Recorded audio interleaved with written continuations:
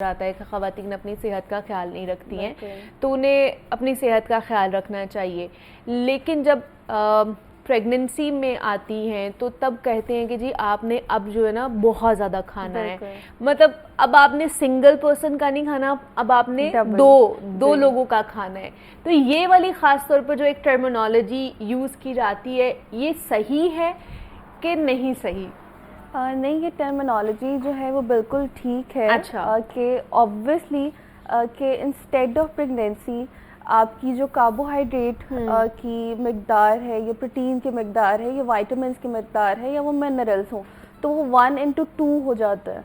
तो आपको उतना ही इंटेक करना होता है जहाँ पे आप एज अ सिंगल लेडी अपनी डाइट इंटेक कर रहे हो, आप अपनी मील इंटेक कर रहे हो, वहाँ पे आपको 2 पर्सन्स का इंटेक करना होता है। और वहीं पे if you have like triplets, तो वहाँ पे वो 3rd हो जाता है। अच्छा जी, तो इफ़ यू हैव ट्विंस तो वहाँ पे वो 2 पे चला जाता है। और इफ यू हैव ट्रिपलेट्स तो आपका वो 3 पे चला इंटेक होना चाहिए, बिल्कुल 3 पर्सन इंटेक ही होना चाहिए। ओके, मतलब ये सही है कि, लेकिन फिर लड़कियां कहती हैं या ख़वातीन कहती हैं, औरतें कहती हैं कि हमारे पे वेट गेन हो जाता है इससे।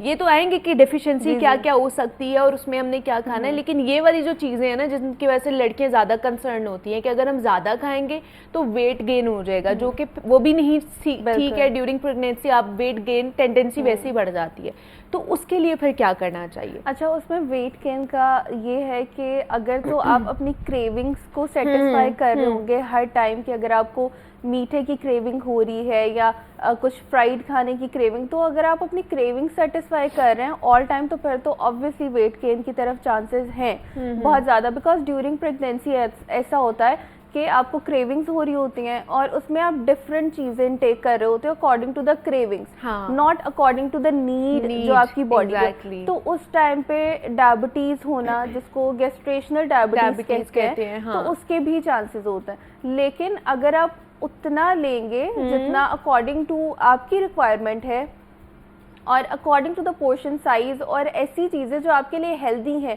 तो वो कभी भी वेट गेन नहीं करेंगी। बिकॉज आपको भी चाहिए और आपके बेबी को भी चाहिए वो न्यूट्रिशन। तो अगर आप 2 लोगों का ले रहे हैं तो आप वो चीज़ें इनटेक करें जो आपके लिए भी, आपकी हेल्थ के लिए अच्छी हैं और आपकी बेबी के हेल्थ के लिए भी अच्छी हैं। येस, फॉर श्योर, अगर आप स्वीट्स की तरफ ज़्यादा जाएंगे, कैन जूसेस की तरफ ज़्यादा जाएंगे और डिफरेंट चीज़ों की तरफ जाएंगे,